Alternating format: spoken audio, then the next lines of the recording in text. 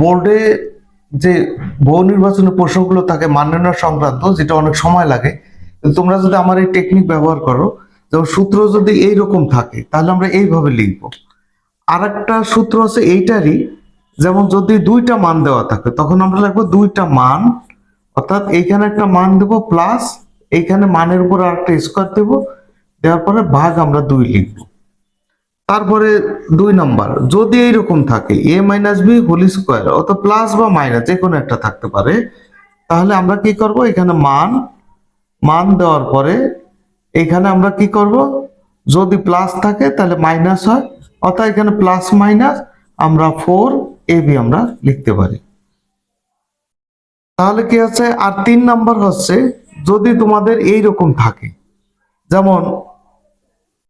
যেমন ধরো যে a cube plus minus B cube, যদি এরকম থাকে তখন তোমরা এখানে লিখতে পারো মান দিয়ে হোল কিউব, এখানে দিতে পারো প্লাস মাইনাস